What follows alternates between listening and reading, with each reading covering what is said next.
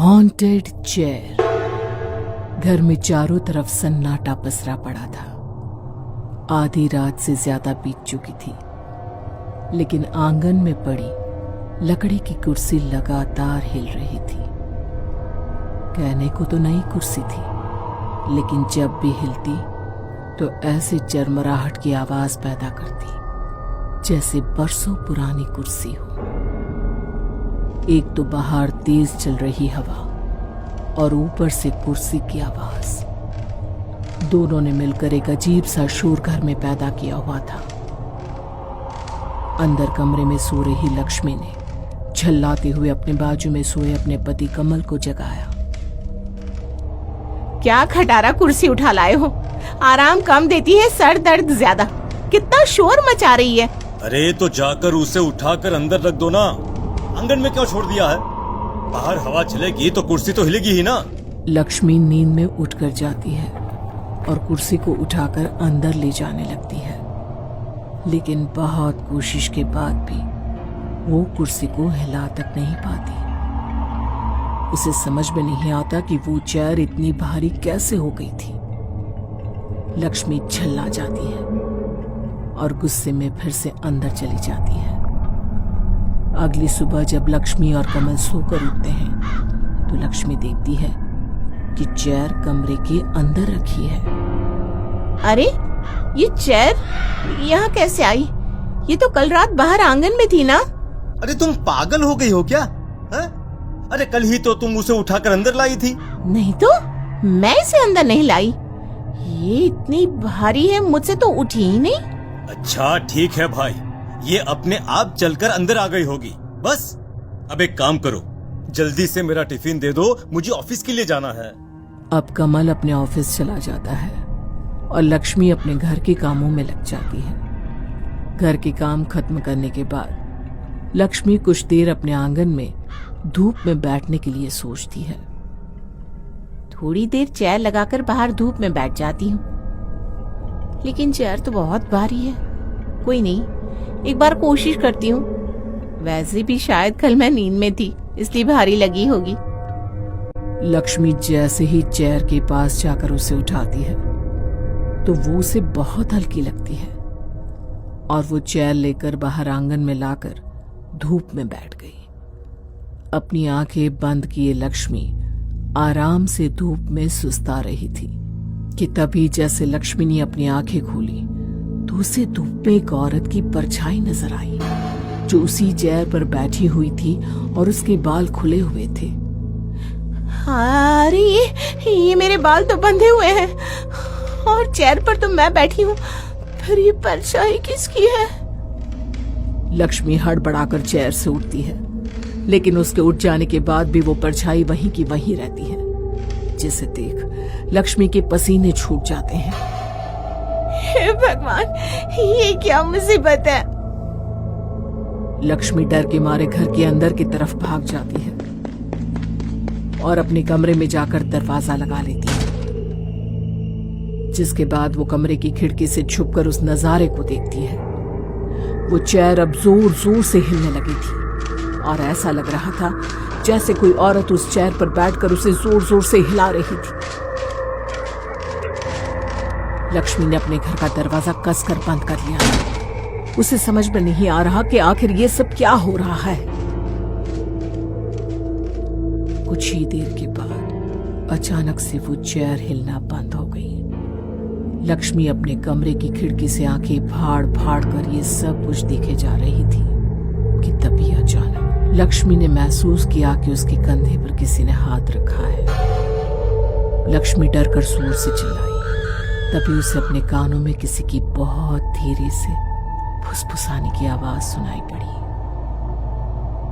चुप हो जाओ, खामोश हो जाओ और खबरदार, जो मेरे बारे में कभी किसी को बताया तो। लक्ष्मी डर के मारे वहीं पे होश हो जाती है। सुबह से शाम हो जाती है। कमल ऑफिस से लौट कर आता है तो लक्ष्मी से घर का दरवाजा खोलने के लिए आवाज देता है, लेकिन काफी देर तक घर का दरवाजा नहीं खुलता। ये लक्ष्मी को हुआ क्या है? इतनी गहरी नींद तो वो कभी नहीं सोती कि दरवाजा ना खोले। रात के 8 बजे हैं और इतनी जल्दी लक्ष्मी को नींद भी नहीं आती। आखिर वो दरवाजा क्यों नहीं खोल रही है? तभी अचानक झटके से घर का दरवाजा अंदर से खुल जाता है। कमल ये देखकर हैरान रह जाता है कि दरवाजे के दूसरी तरफ कोई भी नहीं था।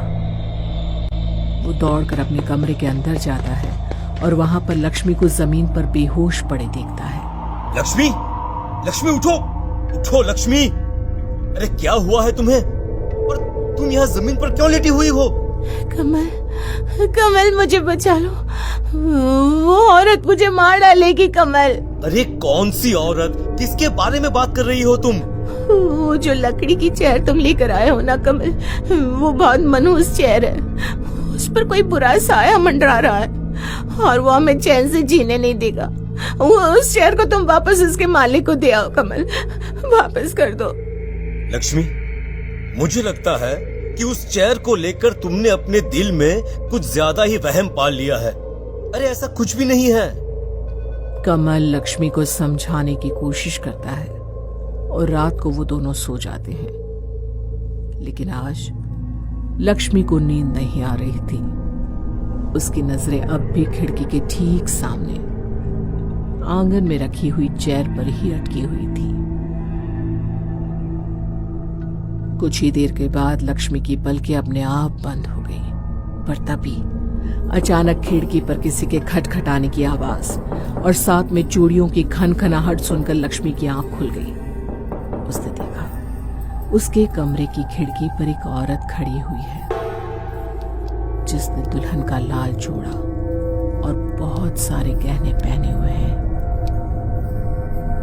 कमल, कमल देखो, देखो वो सामने कौन है कमल। कमल मैंने तुमसे कहा था ना। लेकिन लक्ष्मी ये देखकर हैरान रह जाती है कि उसके बार बार जगाने के बाद भी कमल अपनी नींद से उठ नहीं पा रहा था। कौन हो तुम और क्या किया है तुमने मेरे पति को? वो इतनी गहरी नींद में कैसे सो गए? जाओ यहाँ से। कौन हो तुम? मैंने तुमसे कहा था ना, मेरे बारे में किसी को मत बताना। तुमने अपने पति को क्यों बताया? मुझे माफ कर दो, वो मैं डर गई थी। लेकिन तुम कौन हो और यहाँ क्या कर रही हो? वो औरत लक्ष्मी के सवालों का कोई जवाब नहीं देती और अपनी पायलों की आवाज करते हुए धीमे धीमे कदमों से चलकर सामने चेयर पर जाकर बैठ जाती है। अब लक्ष्मी अपनी आंखें फाड़ फाड़ कर कभी कमल की तरफ तो कभी सामने बैठी हुई इस औरत की तरफ देखती है। और कुछ ही देर के बाद लक्ष्मी के होश उड़ गए जब उसने देखा कि उस औरत की गर्दन अचानक से गायब हो गई और सिर्फ उसका धड़ उस चेयर पर आराम से पैर फैलाकर बैठा हुआ है। नहीं, नहीं, ये सब क्या हो रहा है? लक्ष्मी ने डर से अपनी आंखें कसकर बंद कर ली, लेकिन जैसे ही उसने आंखें बंद की किसी ने उसके हाथ पर हाथ रखा और इस बार चूड़ियों की खनखनाहट लक्ष्मी को अपने बहुत पास सुनाई दी। घबराकर जैसे ही लक्ष्मी ने अपनी आंखें खोली तो उसने देखा कि दुल्हन का जोड़ा पहने एक औरत उसके बिस्तर पर उसके सामने बैठी है। उसकी कटी हुई गर्दन का बहुत बड़ा निशान है जहां से लगातार खून बहे जा रहा है। कौन हो तुम? कौन हो और क्या चाहती हो मुझसे? तुझे अपने पति का कत्ल करना होगा। पकड़िए चाकू और काट दे इसका गला। बस इतना ही काम है, काट दे इसका गला।